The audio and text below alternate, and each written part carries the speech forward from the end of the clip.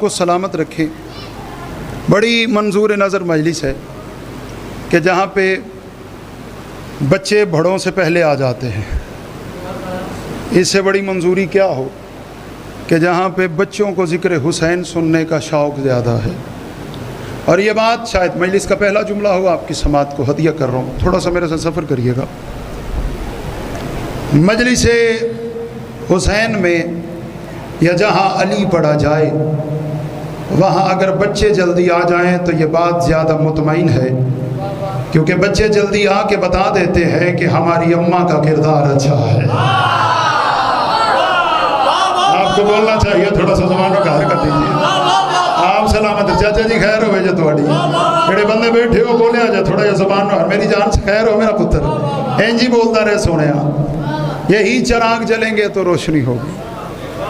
جملہ کہنا چاہ رہا ہوں اگر تھوڑا سا آپ سوال کریں کہ عرفان بھائی آپ نے بچوں کے لیے یہ جملہ کیوں کہا، دلیل بہت بڑی دینے جا رہا ہوں، تھوڑا سا زبانوں کو اور میرے ساتھ ہم سفر کریے گا۔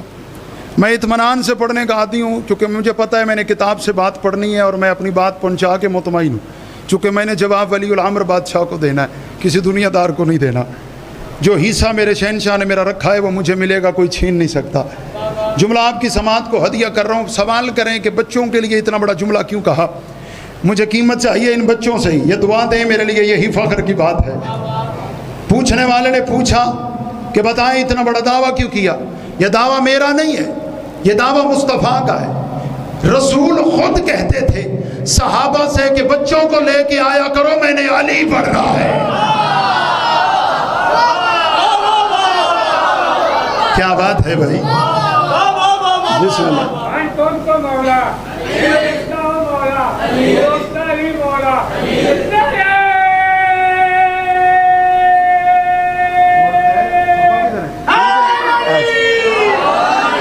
بابا رضا شاہ جی، میں نے وہ موضوع شروع کر لیا ہے جو برسر ممبر کم پڑھا جاتا ہے۔ یاد رکھیے گا، علی پڑھا جائے تو بچوں کا موجود ہونا ضروری ہے۔ آپ حیران ہو گئے ہیں، ہمارے ہاں بچے ان جیسے نہیں ہوتے۔ ہم انہیں بچہ کیسے کہیں جنہوں نے ماں کی آغوش میں ماں یا باپ بعد میں کہا ہے علی حق پہلے کا۔ یار کیا اچھا بولے ہو یار، بیوی آپ کو سلامت رکھے بھائی، سارے بولو ہے